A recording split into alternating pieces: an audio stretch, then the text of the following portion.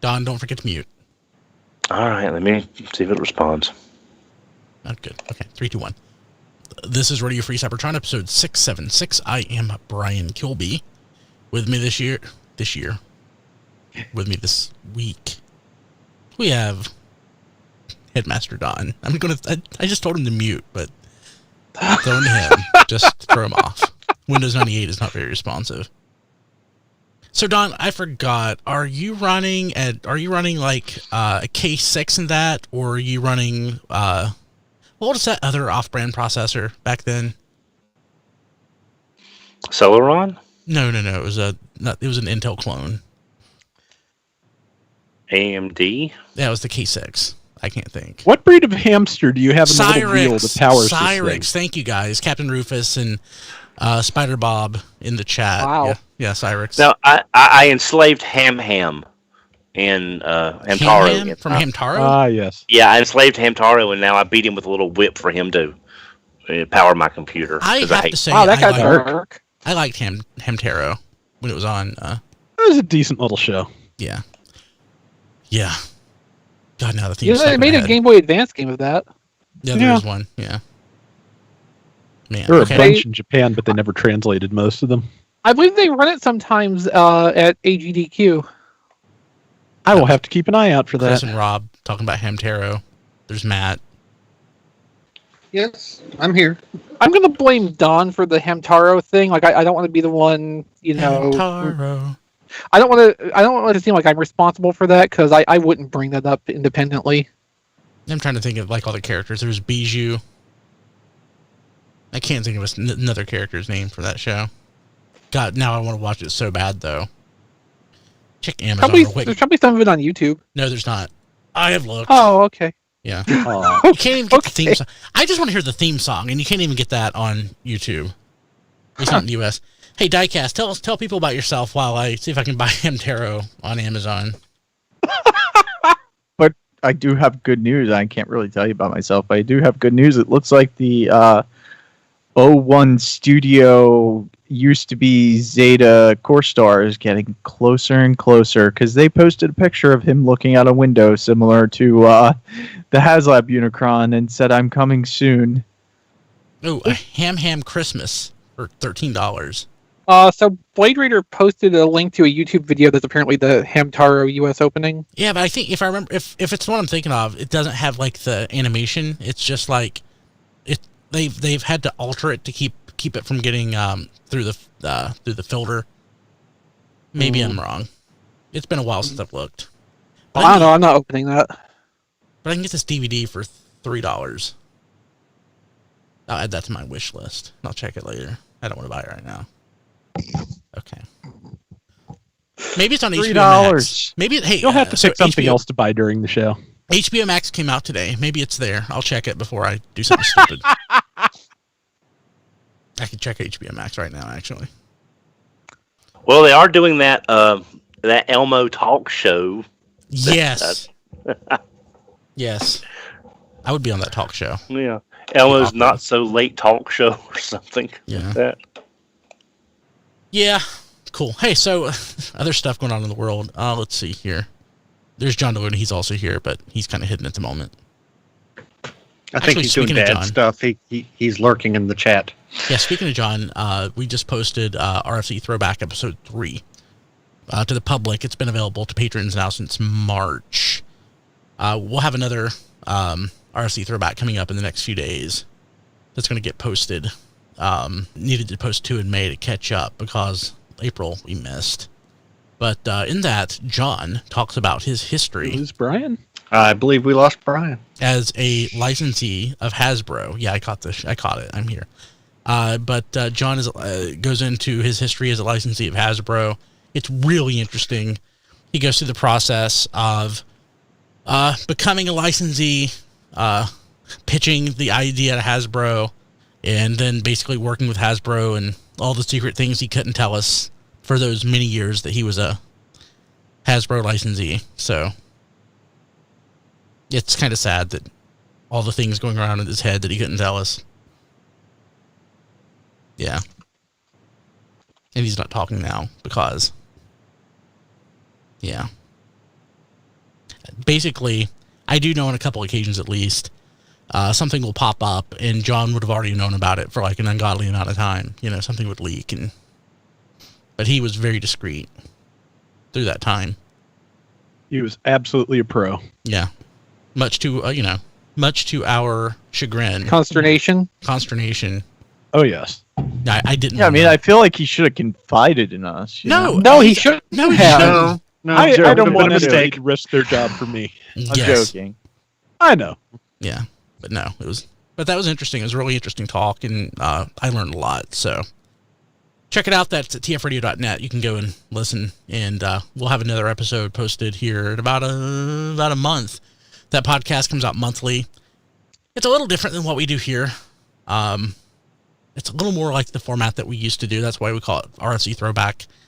And it's if you're a patron at patreon.com/tfradio, you get it 2 months. 2 months in advance. It's evergreen content, though. So, okay, what else do we have going on? I think next week we'll probably do an RFC, or pardon me, it's a done deal, but we're not going to do one this week, so we'll have to catch up. We'll do 2 in June. But, if you've got questions for Don, get on our Discord server at tfradio.net/Discord. We got the RFD It's a Done Deal questions channel specifically for that, so you can put your questions in and we'll be able to find them later. Absolutely. And I do go back and scour through that before putting together any episode. And sometimes, honestly, we've missed them. Like, people will come in during the show and they'll ask a question, and I miss it because it's like at the tail end of recording. I've gone back and corrected that in the next month. So, yeah, nothing gets lost there. Join us on our Discord, tfradio.net/Discord. You don't have to install anything. You can run it right from your browser, but it's a way for you, no matter where you're at, YouTube, Twitch, Facebook, Periscope, some sort of hacked stream to Russia or China through the firewall, you can get us and you can chat along with us no matter where you're at. tfradio.net/Discord, and just a fun group of people. I have to say, we do have a great group of people. We do. Not like some of those other Discords out there. Yes, they're behaved at least 85% of the time. At least 85% of the time. What else we got going on? Hey, any movement on that Toy Detectives podcast? Well, we've tried. There's been some scheduling hang-ups, and then we stopped trying, but we'll get back on that soon. But that'll be exclusively for patrons when it's out there. And I've got an idea for at least one more patron-exclusive podcast. Is it the fast food? Yes, that's one. I've got 2 ideas. Okay. So we recorded like 2 or 3 podcasts during our live stream, and I'm thinking one of them may be Patreon exclusive. Just depends on how I feel when I'm editing them. But thank you to all the patrons out there. Actually, I need to add a new patron to our touched tier that we're going to do at the end of this episode, because I don't want to forget that. Well, thank you, new patron, and all of our other patrons too. You're awesome. Yeah, actually, it was an existing patron that upped their membership. So thank you so much. Thank you, existing patron who's now giving us more money. You're awesome, as is everybody else. Yes. So that's cool. What else? What else we got going on? Yeah, Patreon, you're awesome. We love you. Let's go ahead and jump to, did we get anything this week? Who wants to go first? I'll go first. I have one quick thing and then an update from last week. Okay, so yes. But before you do, just want to say, yes. If you're not watching video, Don has a gigantic towel behind him, and he has something that he wants to show off, but we're going to make him wait. We'll make him go last. We're going to get the world premiere of Headmaster Don's newest. Well, now wait. Don, did you go on TFYLP yesterday and already reveal this?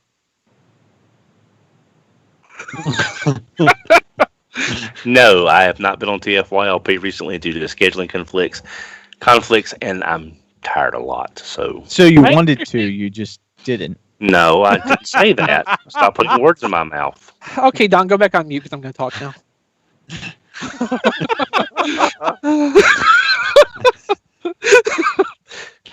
All the more reason to watch video is for Don's muted reactions. So all I got in the last week is Netflix Mirage. My local Walmart got the end cap thing, the display unit with the Netflix toys, a bunch of Earthrise stuff, which is the first time since February when this stuff started hitting in the U.S. that I've actually seen Earthrise stuff in a store in person. Everything I have is from getting it online. Like this is the first time seeing it in the wild, and it's late May now. That's kind of discouraging to me a little bit. Like I always knew my local distribution was kind of crap, but this is easily the worst it's been in years. Obviously, with everything that's going on, I can't really get out and look around to greater extents like I normally would. But it is what it is. I haven't opened Mirage yet, but like the colors in person are really cool. The main body color is a really cool blue gray. A lot of the pictures I've seen made it look more neutral, so it's even a little bit better than it looked in photos. And mostly, I'm really happy to have a version of this mold that's all opaque plastics. So I think the official line on this is that it's Mirage in disguise spying on the Decepticons. I'll probably repurpose this into some new character or something just because we get so few Decepticons anymore. Shouldn't it be like Hound or somebody else? Why does he have to paint himself like a Decepticon? He can just turn invisible. Exactly. I think this is going more toward the original tech spec description of his powers, which was holographic projection. He cast illusions. That's why he was Mirage. The cartoon just kind of turned it into him becoming invisible, and then made projecting holograms be Hound's thing for reasons. Whatever reason. And also, don't forget in continuity camouflage paint like they used in Masquerade. Animated had their own version of that, E-Paint, I think. Electronic paint jobs. Yeah. Which was how they could change Wasp and Bumblebee. Yeah. Yeah. So I got that. And then last week I was talking about the non-F diorama track panel sets that I got, the things that looked like packages of floppy disks. So I got both of those open and put them together. So this is the size panel that two of them will produce. It's not huge. It's pretty big. I think it'll be big enough for using as a background in photos at, a reasonable distance. Honestly, though, even having already spent $50 to get these, if he does another run of this, I'll probably get more and expand this because they are really nice. The only real problem is when you put them all in a panel like this, they bow up in the middle a little. Mm-hmm. But what I'm actually thinking of doing, because I got them specifically for this purpose, I might get some double-sided carpet tape and put that on the back of this and kind of mount it semi-permanently to a foam board or something. And that should take care of the bowing issue and make it a little bit more stable because I can clip up one of those foam boards to my backdrop more easily than the big plastic panel like that. Hey, Bargain Hunt has a good deal on masking or mounting tape if you want to go and grab some. Thank you. Yeah. And that'll do it for me this week. I think, like I said, very light. Not much time to get out and find stuff. Not that there's much to find. Don, so while Don's doing his thing, and for people on video, I'm not going to really talk about this on the podcast, but I got the new wave of Ghostbusters figures. Real Ghostbusters showed up, so. And that fell. That's not what I wanted to happen, but there you go. What fell? A remote control. I heard like electronic noises after that fell. Yeah, I'm trying to figure out what that was. Was that my lungs? No, it's Stay Puff. Oh. The box. That's interesting. Or the package. So yeah, that's something. Oh, a piece of a part of something fell off. I need to get while Don shows off his stuff. I thought you were making Don go last. Diecast, what'd you get? Okay,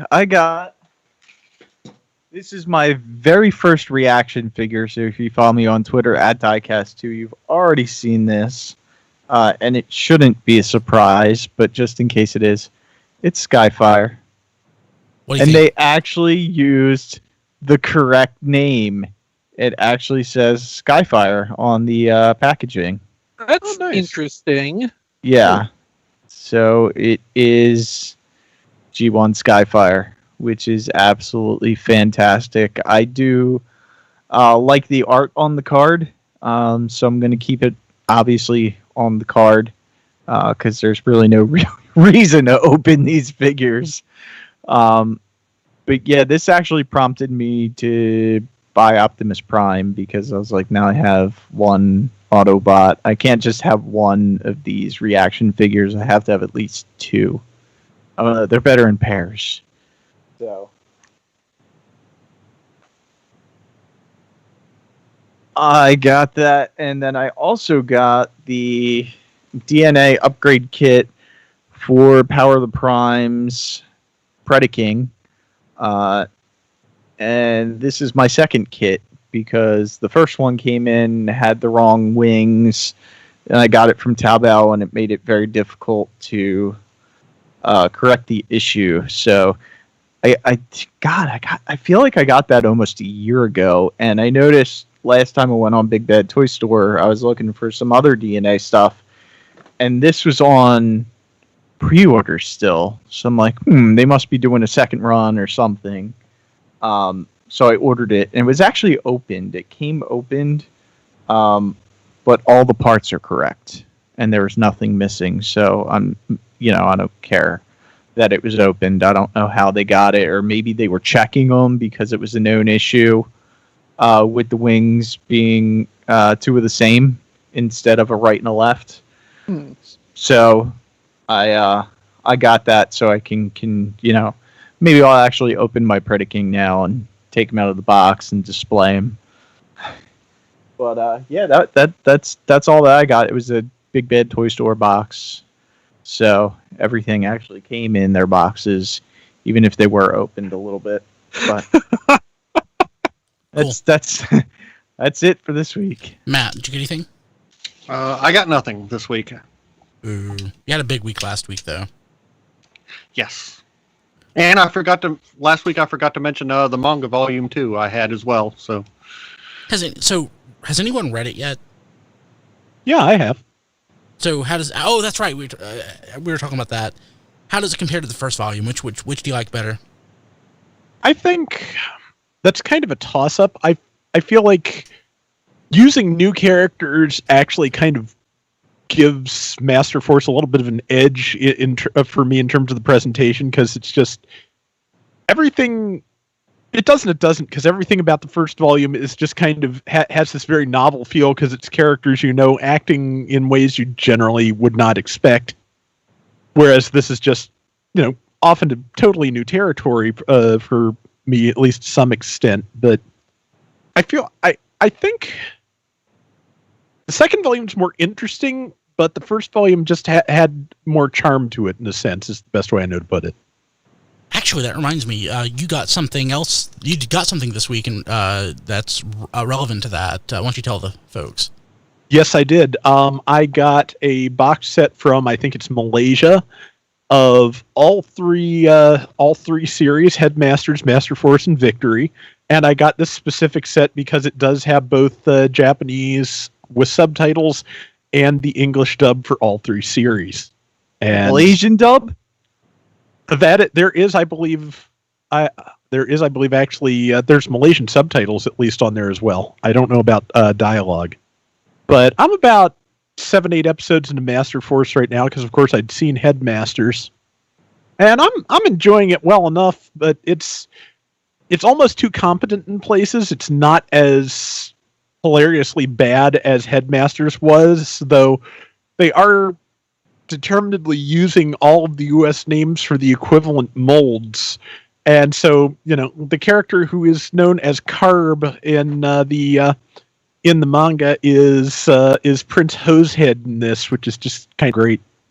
That's awesome. But yeah, I'm working my way through that. It's interesting, like you said. It's not just as outright funny as a dub as Headmasters was, but it still has its moments. Headmasters is also just is goofier in general. Yeah, I would agree with that. This is kind of settling in to be a very generic Japanese kids show of the mid 80s, to the point where you could do at least up to this point in the series, you could do it as a tokusatsu series and just not change much of anything. I if it follows the general path of the manga, that's not going to be the case forever. But yeah, it's right now it's pretty rote. So I'm hoping it takes off in the later episodes. Are you watching it exclusively dubbed, or have you moved over to the subs?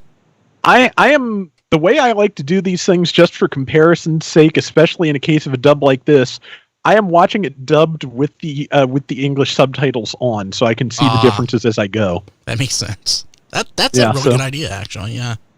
Yeah, it's a fun way to do it, especially with things where they have been dubbed for broadcast and they have not been as concerned with preserving the exact literal meaning of every sentence. Though, again, this dub is actually a lot more straightforward about what is being said than I think a lot of Headmasters was, because it doesn't come off as gibberish half as much. I've been experimenting with the various dubs, Mazinger Z, sticking primarily with Transor Z since I have it, but also looking at clips of the others. Just interesting. Yeah, just I didn't realize there was like one from the 70s, and then one that sort of like tried to continue what that one did. Of course, then Transor Z. I didn't either, so I'm gonna have to look into that. It was called the Hawaiian dub, since apparently they used like students from the University of Hawaii. Yeah. Also, there's a lot of stuff that got aired just in Hawaii, since there's a very large Japanese American population there. So there's stuff like that, and like some of the tokusatsu stuff from the 70s that got aired in Hawaii and basically no. Hey, Chris, you're about to say something a minute ago, but your audio is low. Yeah, I think we haven't that. It's still low. Okay. Yeah, he's working on it, I think. Did you get anything else, Rob? I keep feeling like there's something else I got, but nothing really relevant to us. I got a new flash drive and actually got the proper file format, so I can transfer stuff from my PS4 in less than half an hour. So cool. That's about it. Should I go before Don, or should I let Don go? No, go before Don. Okay. He's got the sheet. It's got to be the end. So I completed my not reflector scrap face. Nice. So I have 3 of them. And for reference, this is scrap face. This is reflector. There you go. If you're watching it on video. I thought that was refractor. Yeah, whatever. So, I'll be honest with you. If you're not hung up on just having the G1 TV show accurate colors, the Netflix one looks a lot better. And in camera mode, it's a toss-up. I mean, neither of them really look like a camera. So you might as well go with the one that's got the good paint job. Honestly, do I have time to... Let me mix and match these. Whoa, it fell. Let me mix and match some of these. See how it looks. Haven't even thought about doing that. Now you have 3 cameras now, because you have the other set too. Yeah. Yeah. Yeah. But yeah. It's a shame there's not a matching set of the bonus parts in the refractor box set to go. Yeah, that would be really cool. So I got that. Let's see here. I completed my Piranacon. Kind of disappointed. Gotta be honest. It's a little floppy. I forgot who it was on Twitter, but they said, hey, don't use Tentakill as a leg. But, that's how everybody's doing it. So mine's still standing. He hasn't toppled yet. He stands. But he can't hold his 6th gun. Or the 6th member can't be a gun. Not that I've been able to make work. It's pretty. Yeah, you need like a Tamashi stand or something to prop it up. Yeah. I mean, it's pretty, but I'm going to get God Neptune. Well, yeah, that's a given. But if I'd gotten it all at once, like in a box set, it'd probably be a lot cooler. than it is. But I don't know that it was worth the wait. Let's see here. I also got today, my Walmart got in more Netflix Deluxes and the new wave of Cyberverse Deluxes. So I got Hot Rod and Grimlock. And they both kind of suck. That's a shame. Yeah. I like some of the figures in Wave 1 a lot better.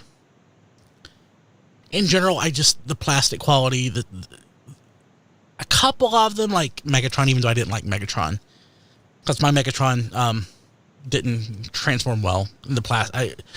But Megatron definitely feels more like a deluxe. Optimus feels more like a deluxe. Shockwave feels more like a deluxe. Bumblebee feels more like a deluxe. These compared to those just aren't as good. Hopefully RC and Thunder Howl will be better, but we'll see. I'm really excited about Thunder Howl. It looks so awesome. And last thing, hold on. Having to when the Stay Puft Marshmallow Man was making that sound before, like I said, my lungs, it's because I'm coughing. And allergies suck right now, and of course, with everything going on, you're like, oh, am I sick? Yeah. So it really sucks. But I also got the Siege Nemesis Prime. Oh, nice. It's entirely okay. It's entirely okay. I mean, it looks good. It's pretty. It really is. But I'm just kind of Nemesis Primed out, man. I mean, other than being pretty, it doesn't really do anything. Like, he has such a good paint scheme, but yeah, I'm Nemesis primed out. I've skipped out on the last couple Nemesis Prime toys myself. I mean, I'm continuing to buy them. I even have the MP44 version coming out. I've got that on pre-order. But, I mean, it's not like it's a character. Not really. Yeah, that's pretty much true. It's not a character, it's just a paint job. It's a paint job. I mean, the one time we got it was Scourge or Black Convoy, depending on which translation you're going with. And he wasn't much of a character. No. Yeah, I'm hoping, if they do something similar with Earthrise Optimus, it's not just another Nemesis Prime or Scourge repaint. Well, we're getting the sleep mode. Yeah, but I mean, there's got to be something we can do with that that's a little different and not just, a black and teal or black and whatever repaint. Yeah. This is maybe the best looking one. It is gorgeous. But that's really all it is. I mean, I guess I'm trying to buy everything that falls under the Generations or the Japanese equivalent of Generations banner. Only reason I got this. Like, if there was a deluxe version of the Cyberverse, if there's a Cyberverse Nemesis Prime and based on the deluxe, I would not get it. But I don't know. It is super pretty, but I mean, it's an easy repaint. It's just hard to justify. So, there we go. There's that. Okay, Donald, what did you get? All right. Starting off, I also picked up Grimlock because I like that he doesn't transform like a lot of Grimlocks do. There's some novelty there. I'll be selling the BAF part probably on eBay because I don't care about McAdams. But he looks good in robot mode, and I like the way, after watching some reviews on how the transformation works. So I got him, but I did pass on Hot Rod because he just does not look that good. I mean, Don, at a very high level, it's not that different than the classic Grimlock transformation. You're the second person I've seen that says that, but for some reason that robot mode looks better to me. But you're right, they're great. The Dino mode looks like garbage. Yeah. So I got Grimlock, and I hate to knock it, but it just doesn't look good. Yeah. Best Cyberverse toy. Oh yeah, Yeah. Hands down. And and I mentioned Diecast this. is showing off. What's his name? Hammerbite. Hammerbite. Yeah. And I mentioned this on Twitter, and Matt kind of shot me down because he thought I was, an affront to his seekers. But after messing with this Netflix Mirage and the regular Mirage, I went and found an eBay seller that had the clear Mirage on eBay because I really didn't need another you already have impact. that? No, because I bought the set and split it with some other people Yes, and kept you the had power that, that's dash. what I'm saying. Yeah, I know, but at the time I didn't really want the Mirage figure. But when I started messing with the Netflix one, I realized that I really like this mold more than I thought I would, and I wanted to get the clear one. That's why I have all three. So this could become my seeker mold if they do other things with it down the road. So there's that. I got my package from China today. I got Arcanos.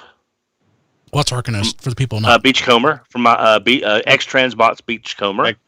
X-Transbots Arcos. Arcos.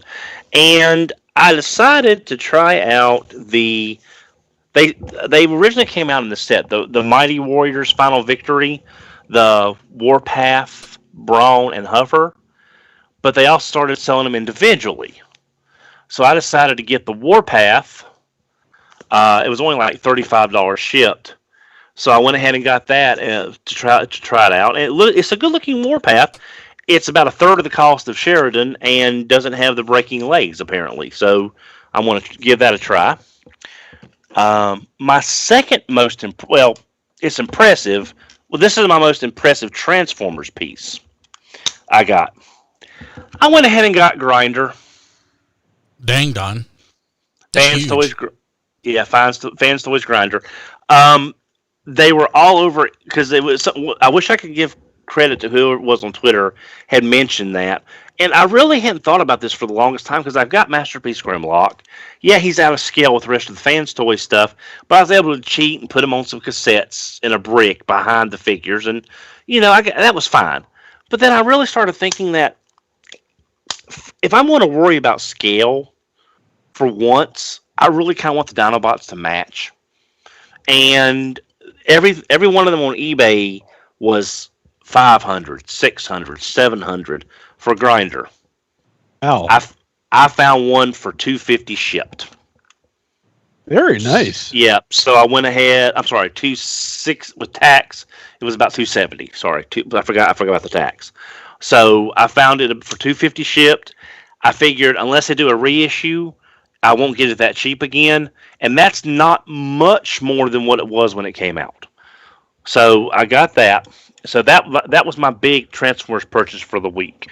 Now what I was saying on Twitter, the things I shouldn't have bought but did anyway. Matt, don't say anything, but you did guess it. So sorry, Messi. But I went ahead and finally got the Dungeons and Dragons animated series. I knew you couldn't hold out forever, Don. Oh my God, Don! I have all six. I have 6. Dungeon Master is coming from a different place because they were sold out of Dungeon Master. I got all 6 of the and then I've got Dungeon Master coming, and I saved with the sale that I found on GameStop. I saved about $275 on the set. Wow, Don, that's Very awesome. nice. So I'll be honest, I've got about $350 in the set, but the figures are about around 80 to 100 a piece. That's less than actually. So I saved a fair amount of money, and I figured if I wait any longer, I'm going to have to hunt down this part and that part and try to find all the characters. So there are 6 of the 7 Dungeons and Dragons statuettes. I was thinking John's typing in our chat, Dungeons and Dragons. Yeah. Dungeons and Dragons. And then Matthew will jump up there and knock them all on the floor, and they'll break, and we get to watch Don cry live on the stream. No, they will be out of Massey reach when I get Dungeon Master and I have time to create a shelf for that. But yeah, that was my big purchase. Oh, that's awesome.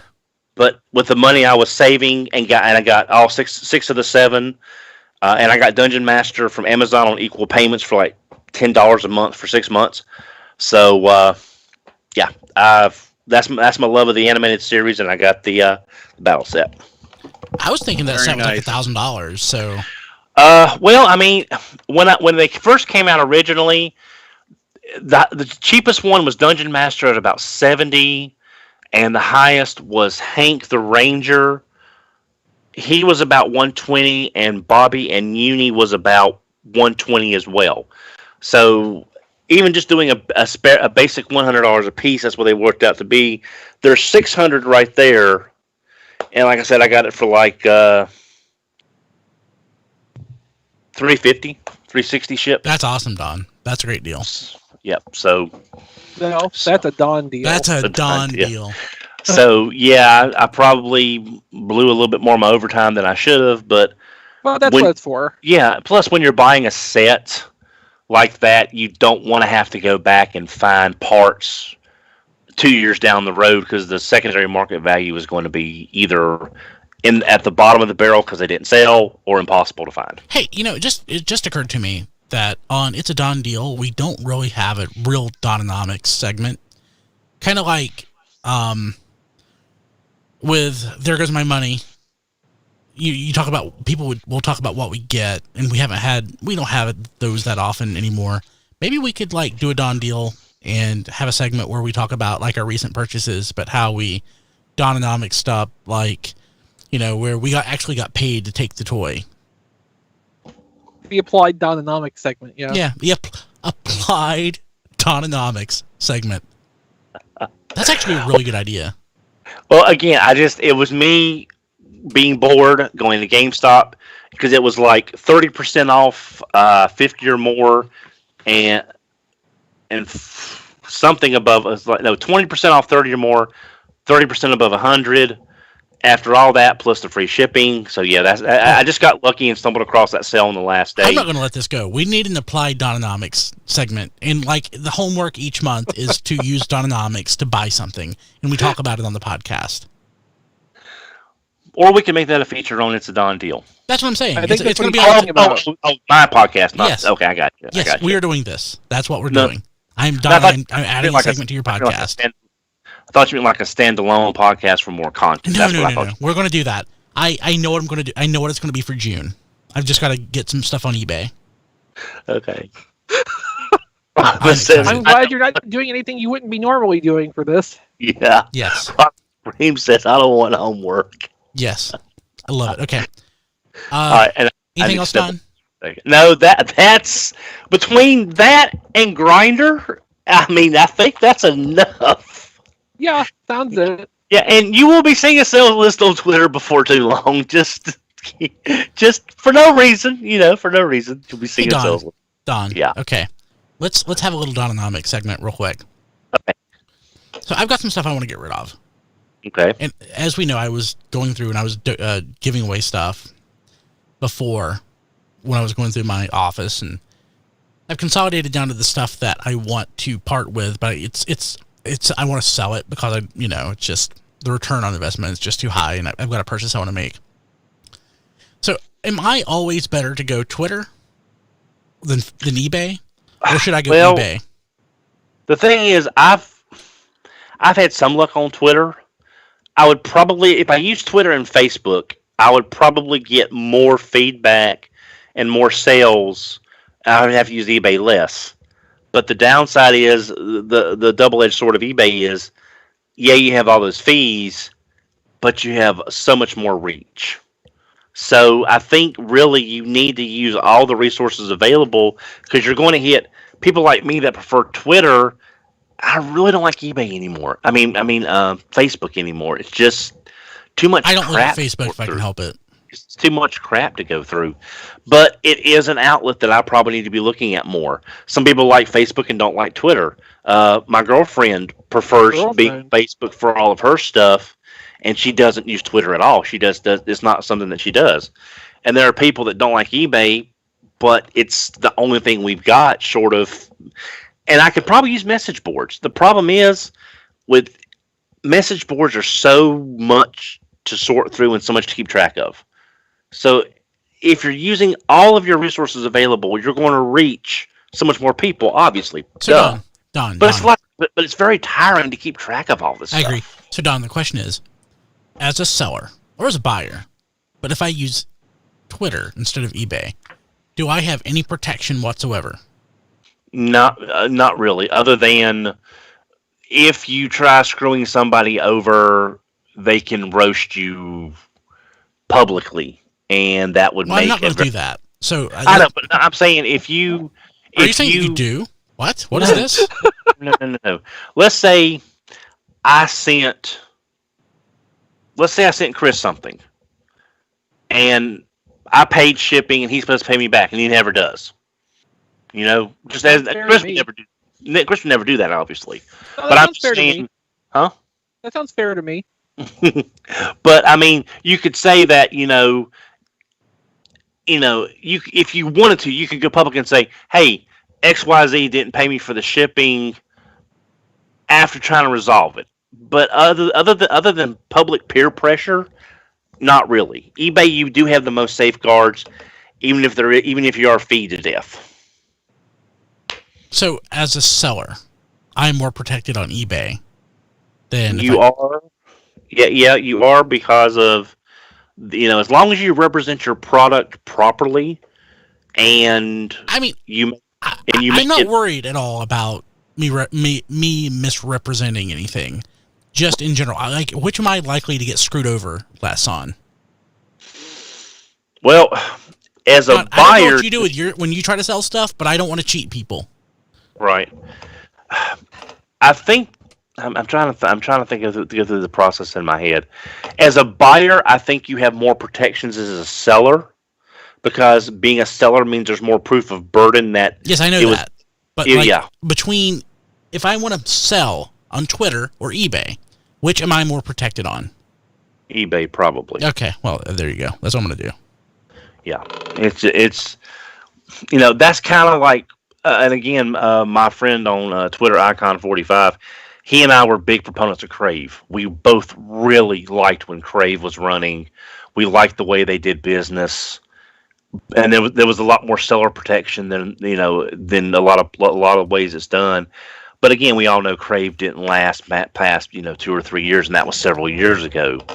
Like 10 years ago, Don. So yeah, okay. Has it been that long? That was like 2011, 2012. Oh wow! Again, so much stuff, it all blurs. I'll be 50 this year. It's like between 20 and now, I don't remember. It's all just one. It's 1 week. I remember so much stuff individually as moments, like before I'm 20. After I'm 20 in the real world out of college, it's like it's all just one blob of stuff that happened in a week. Yep. Okay. Let's jump from that to the news. Okay. So, did anybody check out the panel from IDW? So apparently, I didn't know about it until like an hour ago. Yeah, apparently there's going to be a new Beast Wars series. Don't know a lot about it, but IDW is going to do a new Beast Wars comic for what, the 25th anniversary. That's what's coming up next year. So that's awesome. I think done well, a Beast Wars comic could be a lot of fun. The thing done well. Yes, I don't know how much confidence I have in like anybody to recapture the spirit of Beast Wars that we would be looking for in such a project. Yeah, you're not going to. That's not going to happen. It would have to be something different, and I'm fine with that. It's like with the Marvel, the G1 stuff. Like the G1, the Transformers comics from IDW is not G1. It doesn't feel anything like G1. It's some of the same characters, names, and likenesses in completely different and original stories, and I'm okay with that. In ways, it's a lot better than G1, but it's not G1. Beast Wars would have to be something similar. And your audio is really messed up. So, just a heads up. Whose audio? I have no idea what to do with it. Chris's audio. John, your audio is amazing as always. Hey, my contention with Beast Wars is like it's such a specific character-driven story. It's just kind of weird seeing new interpretations. But if they do the IDW thing of like using obscure characters or never used characters, I guess I'll be okay with it. I would be fine if it was a completely different set of characters in basically the same premise. Don't even try to recreate it. Just maybe take some of the same characters, put them on a planet, doesn't have to be Earth, and just let them do their thing. That's probably not what's going to happen, but I would be fine with it. Oh, what else? Yeah, Okay. sure. Yeah. So I didn't even remember this. There was an initial announcement for this in 2014, and nothing happened. But now in 2020, we are closer now to the release of Ultimetal Megatron. Diecast, how many of the Ultimetal Primes do you have? 5 or 6? I forget. No, 0. I've only come across this thing once that I remember. I think it was at the not the Captured Prey, the Chosen Prime booth. It's really nice looking. I'm not going to spend it because it's not. To spend that much money, it'd have to be something vintage probably for me to do it. But Megatron looks really nice. It looks nice as well. But the likeness isn't quite exactly there. And I they don't mean- transform. No, they don't. Yeah. Well, the whole if it transforms or not, I think now in the way the fandom has progressed in say the past 10 years or so, that there's a lot more people willing to forego transformation if the likeness of the character is there, like the drift that we got not long ago. That Tarn that we got from Flame Toys, because this representation of the character is so strong. I think this looks great, even though Megatron is not one of my favorite characters, but I have the MAS02 Mega Action Figure Megatron that I got from the BBTS sale, and I think that is more than fine for a representation of Megatron, but I will say, that looks great, but $879? That's more than Unicron. That's a pretty intense thing. But there are people who the robot mode representation is more important than any kind of transformation. So it may be successful from a standpoint of in that genre, but as a mass market success, I don't know. I don't think I mean, it's not going to be for that much money. They're going to sell it to a select few folks. A select few folks. But I'm glad the line for those people that want that definitive representation. I'm glad it's coming out. But it's not that it definitive a representation. It's a take on the character. I mean, there is not one single interpretation of any of these characters, and anytime something comes out, it's going to be an interpretation. Right. Well, I mean, like the masterpieces are trying right now to go for cartoon model In one mode, and then toy they're mode, trying. accurate I in the mean, but other. that's the thing. You can tell what they're trying to do. This is kind of weirdly third-party-ish. Like it's a take kind of on its own. But the face looks like it's got a soul, unlike most of the third-party stuff, at least in the past. I think third-party's gotten better, but Yeah, they gotten better. I don't know whose soul it is. I'm not sure it's Megatron's, but that's true. yeah, with taxes, it's going to be like $950. Yeah. Well, it's Chugokin, Actually, the face isn't that the likeness. The face, I don't like it. It does look like it has a soul, but not Megatron's. Yeah. Yeah. It doesn't look like a mech, is what I'm saying ultimately, which is a lot of the third-party stuff, or used to be.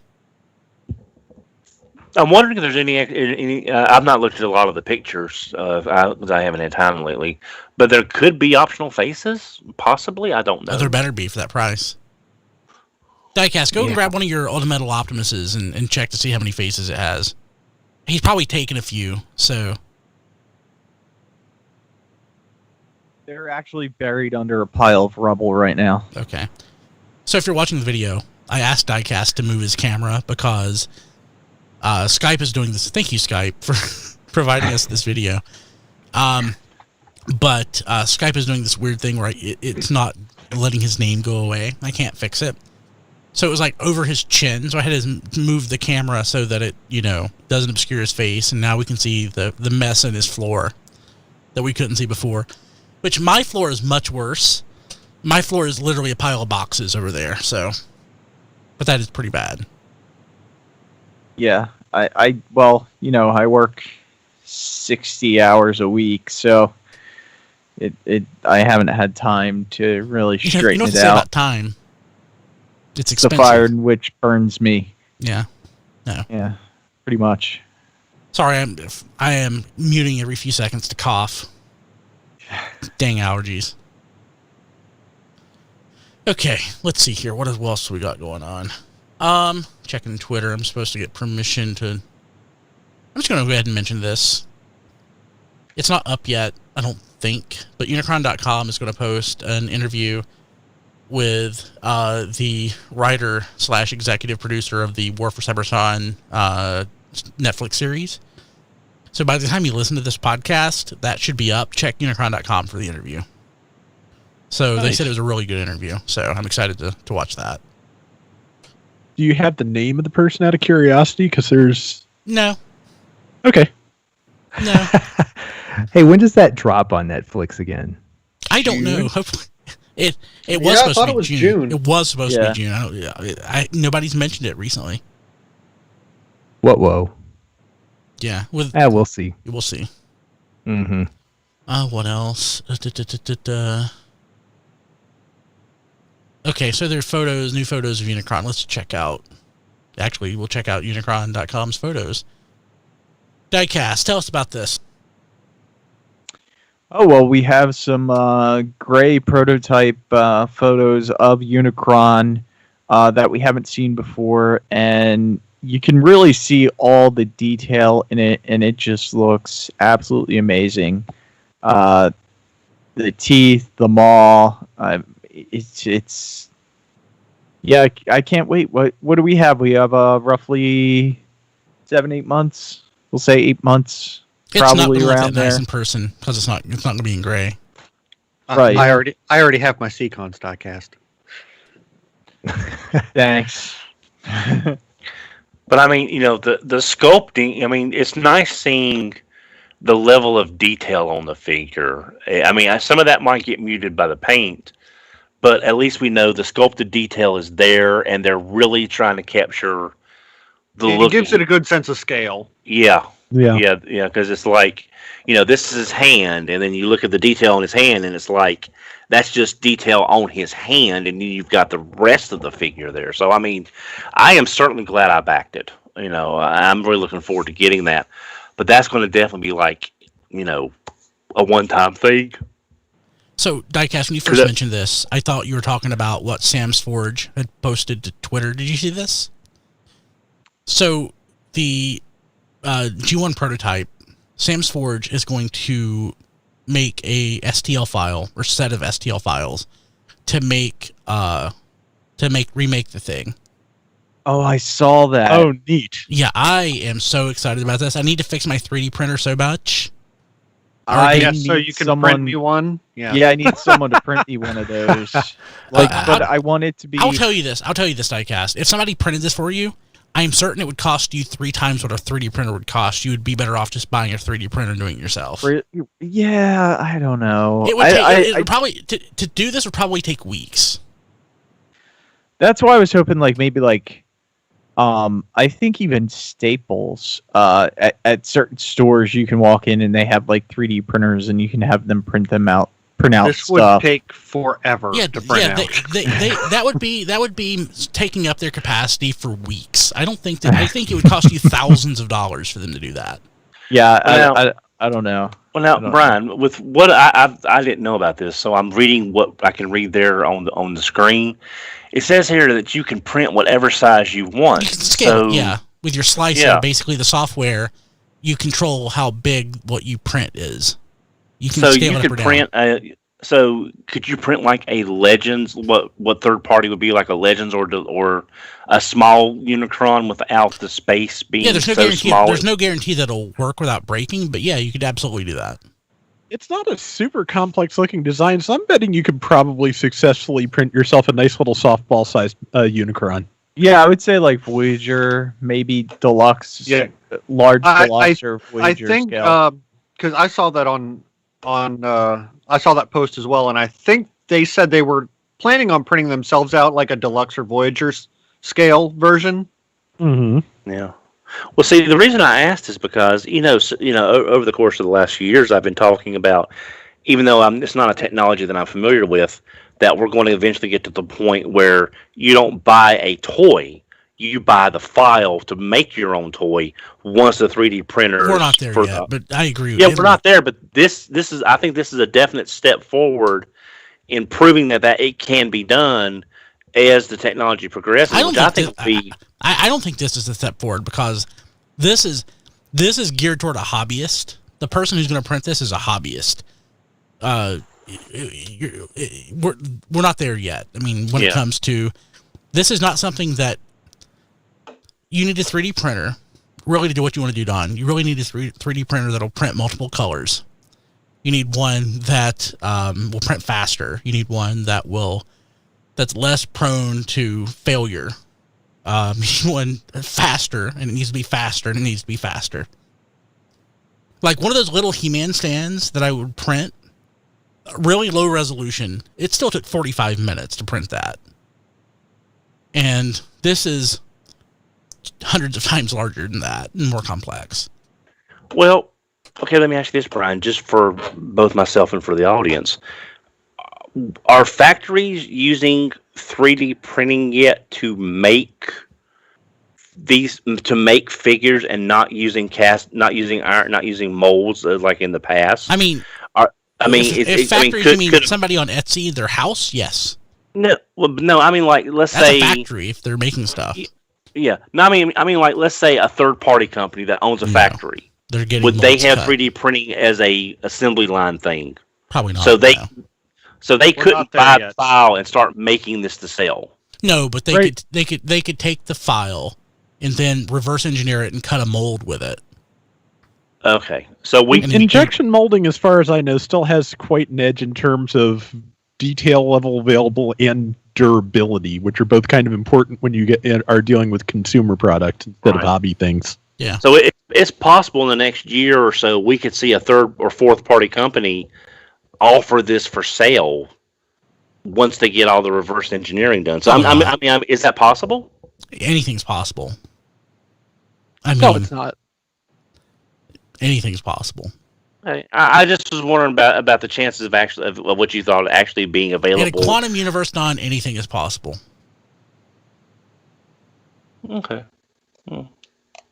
It's possible that Mickey Rooney will spontaneously appear out of nothingness and, make a movie in my house. Well, as long as J. Edgar Hoover doesn't appear and destroy us. Yes. Yeah.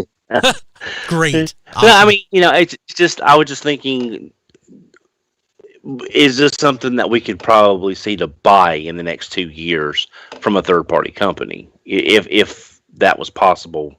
I just didn't know. I didn't know whether to maybe. It's possible. I think they would be better off doing it themselves from scratch. Okay. Yeah, from the sound of things, my answer would be it's possible, but probably not. But probably not profitable. Yeah. Probably not a lot of things. Okay. Yeah. Cool. I mean, this is being designed to be printed on a consumer 3D printer. It's not going to have the detail. It's going to be relatively simple. I mean, like my 3D printer, I don't even trust it to print. I don't trust it to print something that takes more than 4 or 5 hours because I've never actually successfully printed anything that takes more than 5 hours without it failing. So there's no chance that I will ever print this. Yeah. I need a new printer. Okay. So did we mention that there's going to be a new movie masterpiece announcement on Monday? No, we didn't, and your audio sounds phenomenal. Well, it shouldn't, but we'll talk about that later. I don't know what happened with it. My mixer got unplugged a little while ago. When I plugged it back in, everything was wrong, even though nothing got changed except that it got unplugged and plugged back in. Weird. So now I've got two of my dials cranked like 5 times higher than they should be, but now you can hear me. Now it's perfect, Anyway, yeah. we don't know the Tease. identity of what's going to be revealed. There's not even really a credible rumor like there was with Starscream. What was that last month now? But basically, it's the same process through Hasbro's Taobao Mall store. I think they're going to be making the reveal Monday. I think 8 p.m. China time, which works out to I want to say 7 a.m. US. Sounds about right. Yeah. People are speculating it's going to be Ratchet. Yeah, that's the leading speculation I've heard. I think it's a safe bet. I'd be more interested if it was something else. Honestly, not that I'm going to buy it either way. He's the last Autobot from the cast that hasn't been done already, correct? From 2007. Yeah. I think so. But would they be making this announcement for just? I mean, Ratchet's an important character in as far as the movie franchise and everything. But if they're saying it sounds like it needs to be something bigger or something more could it be the studio series? It is big, Don. This is going to be like another $150 toy. Okay, so could it be the Studio Series box set Devastator they're announcing officially? No, because that's going to be like a $400 toy or whatever we were saying last week. Oh, okay. Would Hasbro sell that as a masterpiece, even if Takara I doubt it. Yeah. Doubt it. Yeah. No, they would sell the Studio Takara Series might. because that's the No, but Yeah, that's it's what I'm saying. Studio Takara Series. could, They would want to heavily push that they're using that brand for this big thing. Yeah. I mean, I hope people get what they want from it. Yeah. One suggestion that I found much more interesting than Ratchet would be like, what if this was Dropkick or Shatter as a masterpiece, which could actually triple change, That would be cool. That would be nice. Ooh. and that would justify the $130, $150 price point it looks like it's going to have. Those poor engineers. I want to Yeah. I want to NPM John Cena. But you can't see it. So You may already have one. I can already Well, they could have John Cena as a pack-in with movie masterpiece Jeep Bumblebee. Yeah, that would be cool. Okay. What else do we got going on? Cool. Okay. I guess that's it for news. Hey, you know what you should do? tfradio.net/Amazon. They're shipping stuff. I got some Marvel Legends shipped to me for like $10 each from the classic series. I got some of those. I got some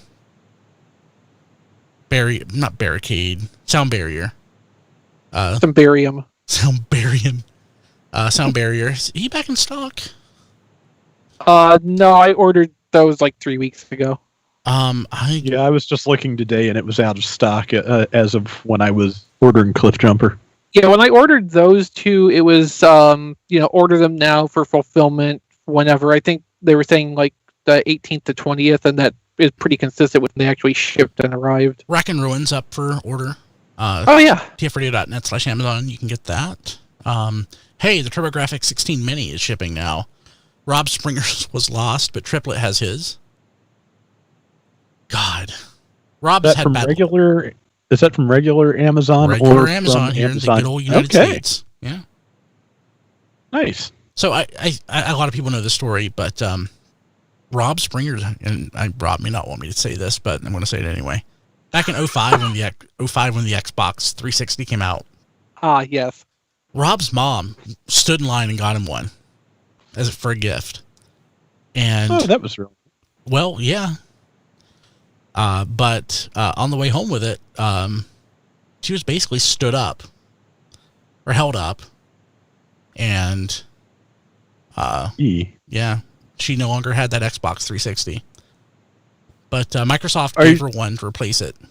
Oh wow! Yeah, I think she made the news with that. So I was going to say, are you sure that just wasn't a story? But no, it sounds legit. yeah, it was totally legit. Yeah, it legitimate. really happened. So, but yeah, Wow. now, yeah. So, but if you want a TurboGrafx 16 Mini, tfradio.net/Amazon, lots of stuff there. And who knows what we'll need in the future, the short term, near term. I know a lot of places are reopening, which is awesome, I guess. But a lot of people are still stuck at home and will be for the time being for work. So get yourself a nice new office, tfradio.net/Amazon. They have desks and stuff. My office chair that I'm sitting in right now, got it from Amazon. My desk in front of me, got it on Amazon.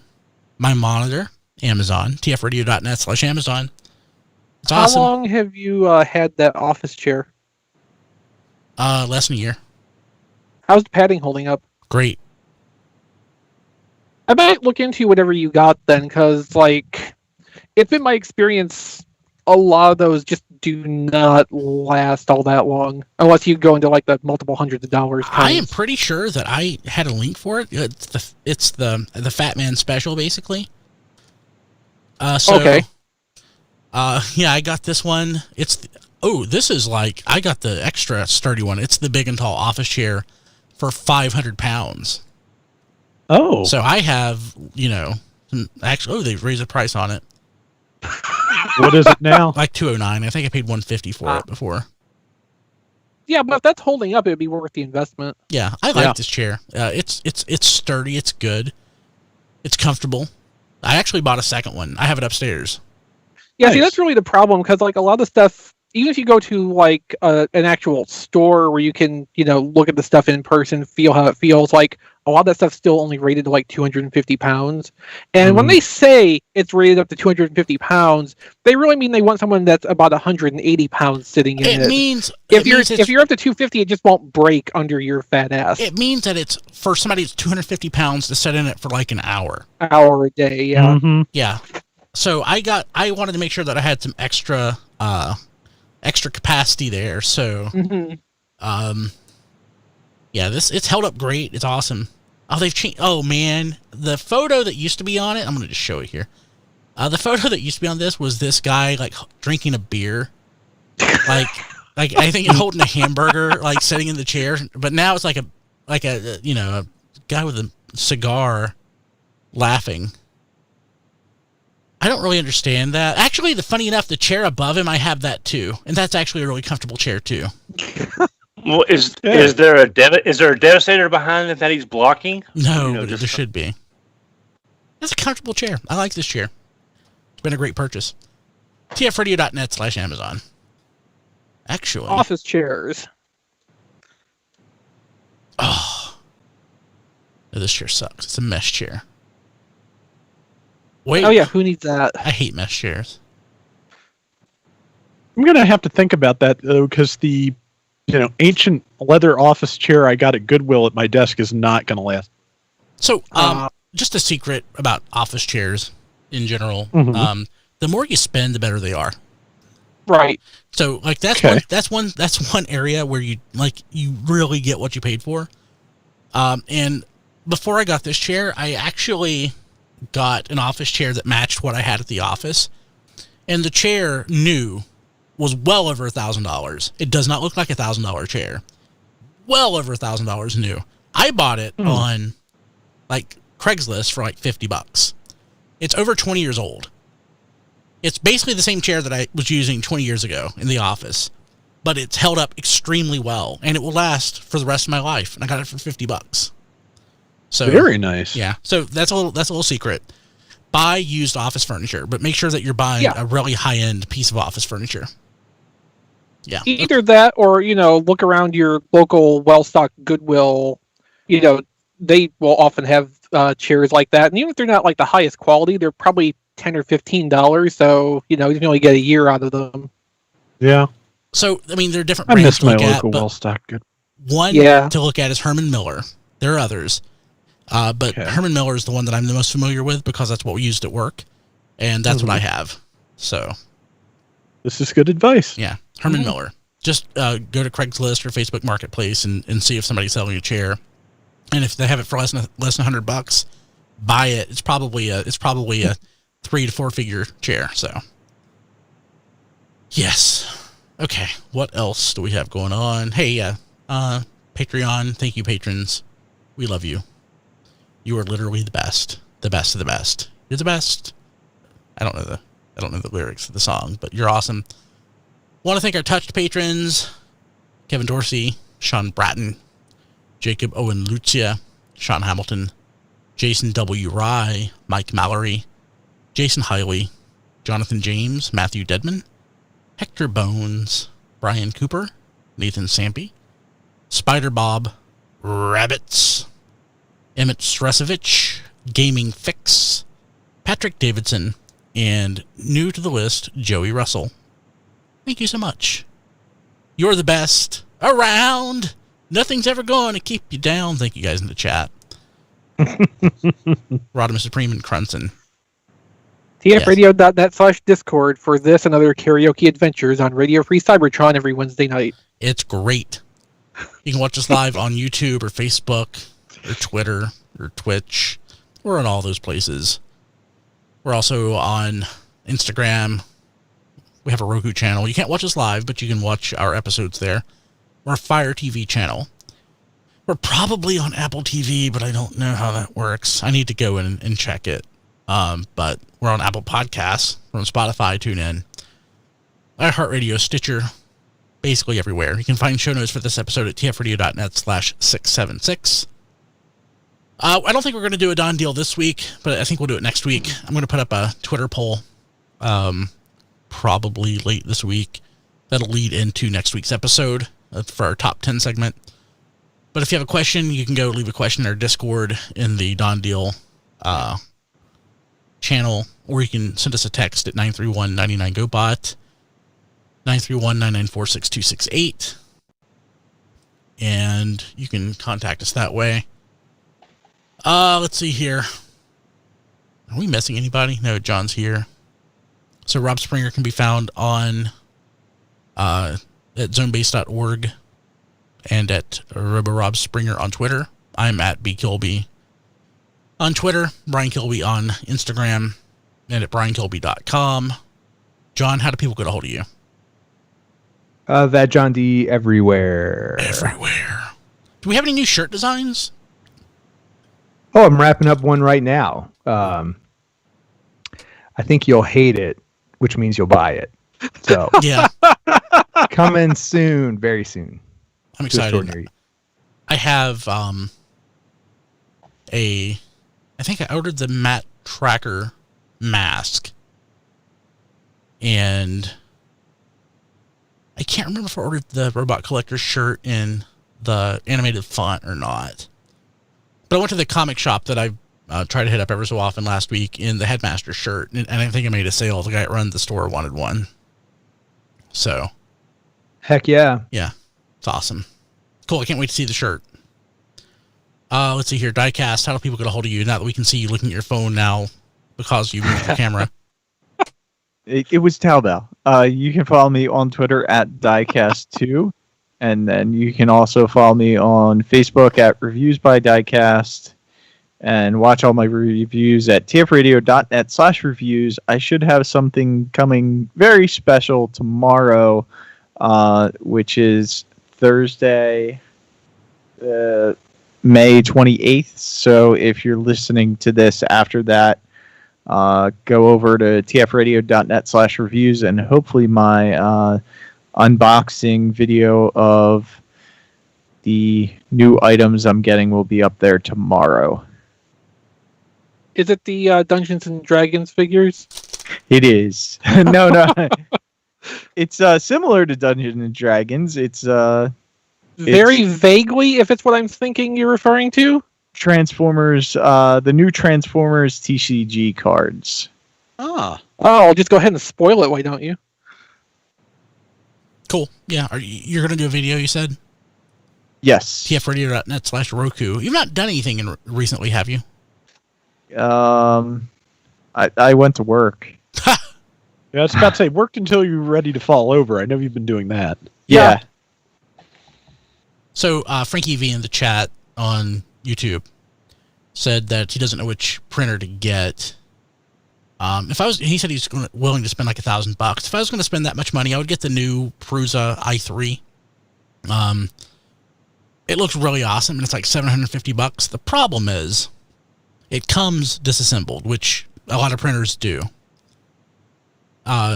Which it's good to know how to fix it, because if you don't know how to disassemble it, I mean, if you're already kind of handy, you can figure it out. Like with my Prusa i3, which I didn't spend that much money on. I got an old one.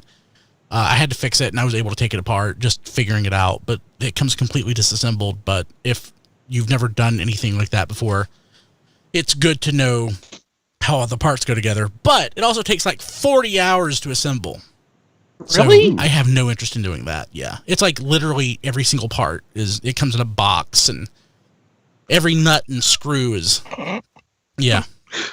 Which, the next generation of that's going to be, it won't even be a box of parts. You'll just be buying the 3D printer schematic, and you have to print out your 3D printer on some other 3D printer. Well, some 3D printers you buy and you get it comes incomplete like that, and you actually do print out the remaining parts. Yeah. Which is kind of cool, but yeah, I don't want, I cool and very hobbyist. It definitely not a general market thing here. That's the thing. There's really no general market 3D printer. Like the closest thing to it would be like the resin printers, and they make a mess. So like they're not even there yet.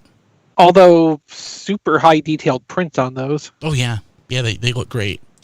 Like if you need something with a lot of really precise detail, and you're willing to actually fuss with the chemical, like that's the way to go from every indication I've seen. Yeah, we bought in the chat saying Elgu Mars is a good 3D printer. Yeah, and I was looking at that. It's like $250. I mean, but my buddy Mark had one, and he gave it away because it was just a mess. But now there is a water soluble resin that you can get that's easier to clean up. So. But yeah, you have to know how to disassemble and reassemble things to do anything with that. It's, like if you're afraid to take apart a computer, you're probably not comfortable enough with troubleshooting things to do a 3D printing. Yeah, this would be a thing for my brother more than for me. Yeah. Yes, that sounds exactly up his alley. Yeah. Well, Brian, whenever you get a new one, you can name it Johnny 5, and you can say, no, disassemble Johnny 5. Okay, sorry, I'll go back on mute now. Well, Don, you could have plugged your stuff while you were off mute. Now we got to wait like 60 seconds. Don, how to actually, it's responding pretty well. I can be on Twitter, HMRC for the number EVR. Yep. Whatever. Chris. Well, my photography-related stuff on social media is Instagram.com/playwithphotography or @playwithphotos on Twitter. All the collected versions of my galleries, writings on toy photography, etc. can be found at playwithphotography.com. If you like what I do and want to show some support or help me do more of it, I'm on Patreon at patreon.com/playwithphotos, and you can contribute for as little as $2 per month.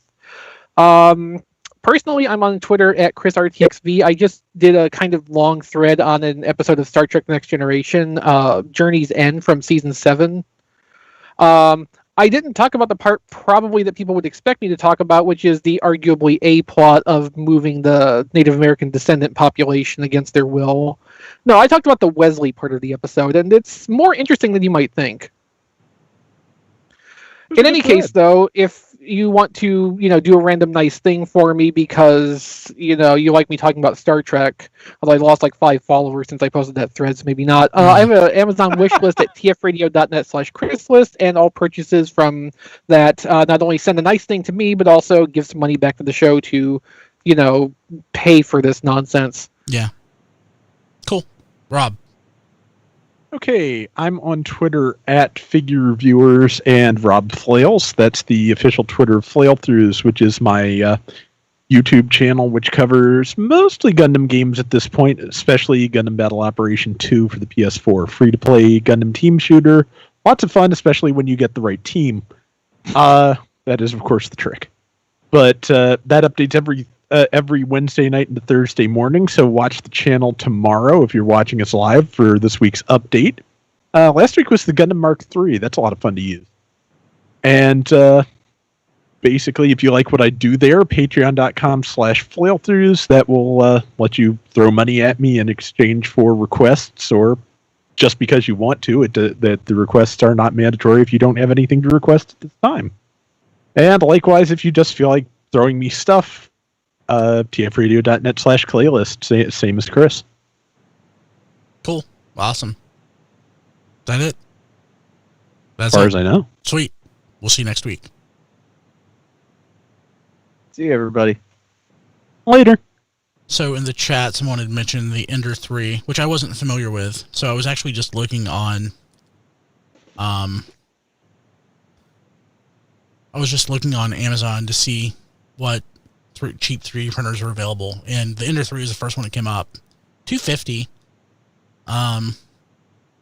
which isn't bad at all. The reviews are really good on it, and it has resume as a function. My problem with resume as a function, all the failures that I've ever had, resume wouldn't fix. It's because the printer screwed up in the course of printing, and it started going haywire and doing something stupid. Like, the resume is a good function if your power goes out, but my power hasn't gone out in years, so My power goes out all the time. I need the function that says don't screw up your print. Don't mess up. That's the function I need. Diecast. Yeah. Are you okay? I'm No. You look like you haven't slept in days. yeah, I'm very tired. Go to bed. Okay. Bye, Diecast. All right, Get some see you rest. guys. Have a good night. Good night. Well, yeah, care. the long hair doesn't help the tired setting, because I'm one of those people, as soon as I'm tired, I start rubbing my head and then my hair stands up. Yes, it's looked fantastic for the entire show. You could Yeah. just shave your head. Do It a rough is. finger. It is definitely a universe where the Borg won kind of look. Oh yeah, yeah. Mhm. He's Haggard Riker. Yes, Yes. he Yes, won't he go is. back. All right, good night, everybody. Good night. So Sleep well. when I get the controller board back in my printer, if it didn't fix it, because I broke a piece off and had to go and resolder it, Mhm. if it doesn't fix the problem, I'm going to just trash it, and I probably would get this. This looks comparable to what I have now. Oh, it's disassembled, but the assembly is substantially easier than the new i3, it looks like.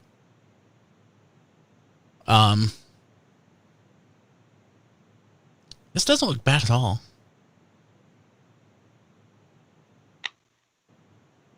He's Yeah. buying it.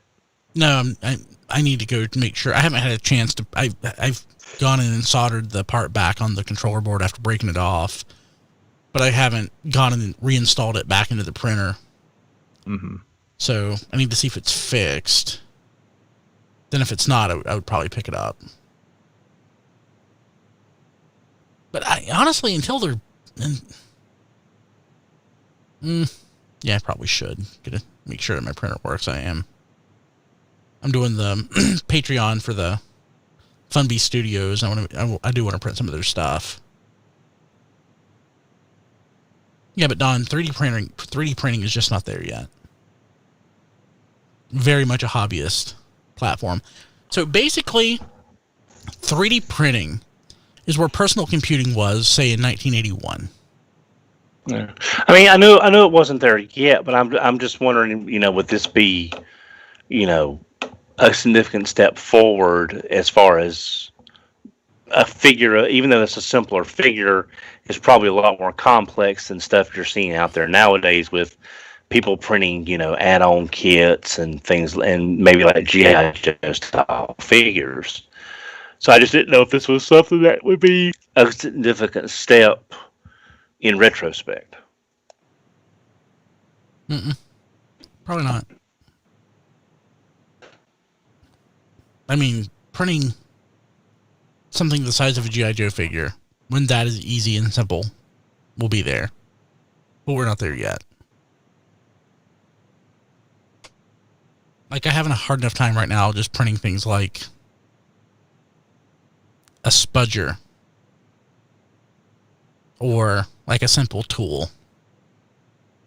What about a simple mechanical switch? Yes, I had like if once I can print out a guitar pick that looks like a guitar pick and doesn't look like messed up in any way, will be there. Like I can't even get like a good guitar pick to print.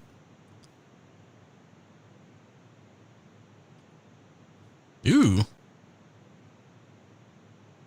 Cosbricks in the chat shared a print. What is it? It looks like a weapon. Like a sword or something? Like a sword. Don't. Yeah, I know. I mean, like we bought some printing small dark parts as saber. possible, Okay. the right parts and settings. I know. I'm aware of that. Okay.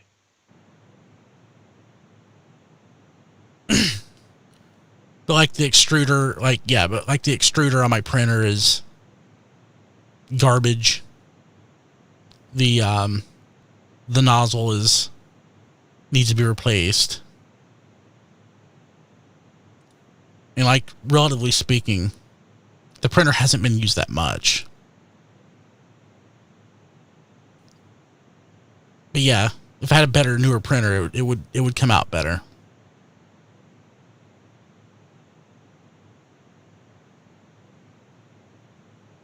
I think the Shockwave Hearts steel armor is pretty brilliant, but you still need a leader Shockwave to do it. That's where 3D printing is now. Yeah, nozzles are pretty cheap. I think I parted out like upgrades for my printer that would, I think, was like $30 for what I needed. If you could 3D model your own gap fillers, that would be awesome. You could 3D model your own gap fillers. I mean, some basic rudimentary 3D modeling skills and a pair of calipers, and you probably could do it.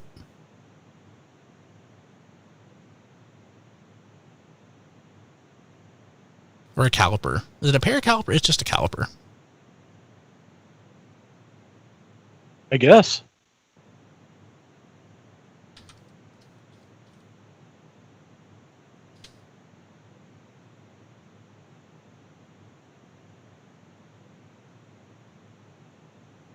No, I have a good caliper that I paid like $15 for.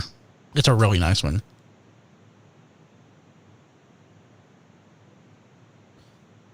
Calipers in AutoCAD. If you can export out to a file that can be sliced into if you can export out to an STL, that should be enough. Or if your slicer can read another file, that should be enough, I would think.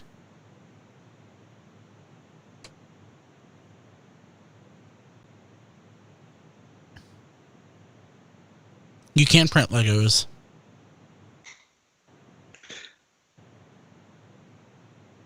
Oh, nice. That is a couple models newer than what I have. We bought. I have like the i3, like V2.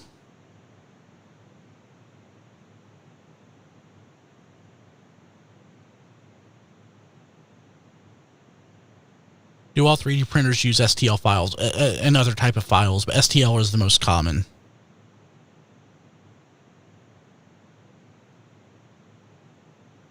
How's everybody else doing? Sorry, just reading. Nah, doing fine. Just busy with work. Tired. Yeah. They say, Relatively okay.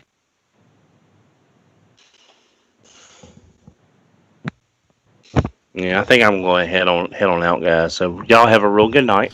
okay. You People too. watching live, Later, I'm going Don. to end it. My throat's killing me. Not sore. Scratchy. We'll see you next week.